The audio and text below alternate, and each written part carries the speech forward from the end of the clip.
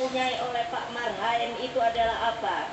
Yaitu hanya yang namanya hidup sederhana dan sekedarnya saja.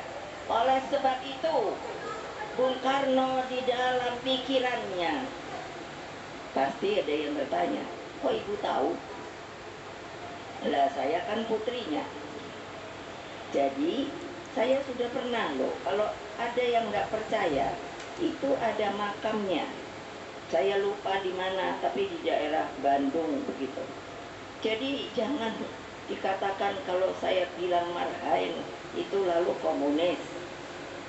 Jadi akhirnya di dalam mengekstraksi cara berpikirnya, maka Bung Karno melahirkan Pancasila pada tanggal 1 Juni 1945. Pada waktu yang lalu pun Pancasila itu sepertinya diredupkan, dipelesetkan. Padahal itu adalah, makanya harus semua yang namanya anggota partai PDI Perjuangan itu belajar namanya lahirnya Pancasila pada tanggal 1 Juni 1945. Kenapa? Karena semua pada waktu itu seluruh pemimpin bangsa itu bertemu di sebuah rapat yang namanya BPUPK. Orang banyak yang berpidato pada waktu itu, tetapi ketika pemimpin rapat menanyakan sebenarnya yang diinginkan oleh kita sebagai falsafah dasar negara yang akan kita merdekakan nanti itu apa? Bung Karno menunjuk, bolehkah saya berbicara? Beliau berbicara panjang lebar.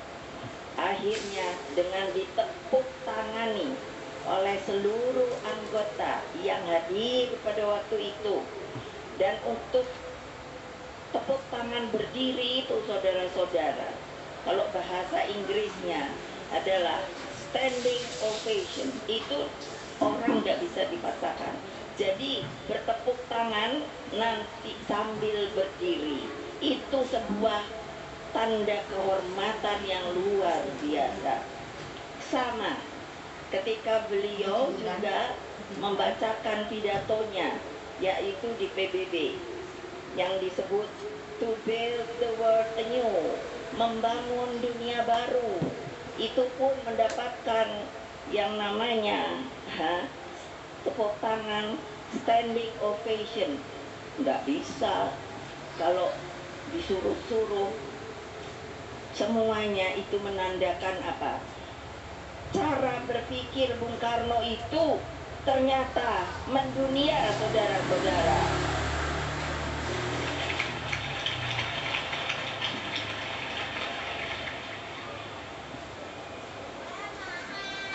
Jadi di tangan Bung Karno politik itu bergerak ke bawah. Ke bawah.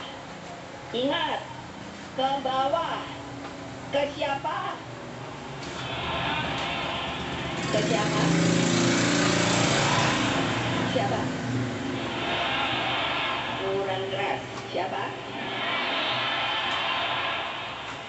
Ya, yang saya sebut sekarang akar rumput. Rakyat itu akar rumput.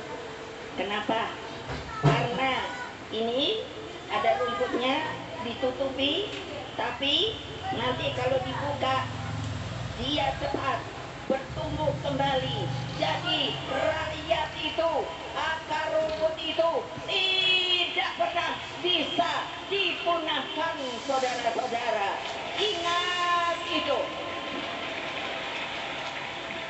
Nah, makanya ketika tanggal 17 Agustus 45 itu saya tanya bapak saya, waktu itu sebetulnya takut apa tidak?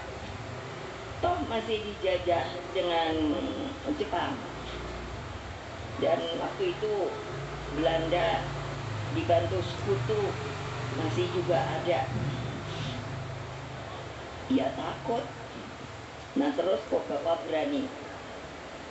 Karena saya yakin, hakul yakin bahwa setelah bunyi proklamasi ini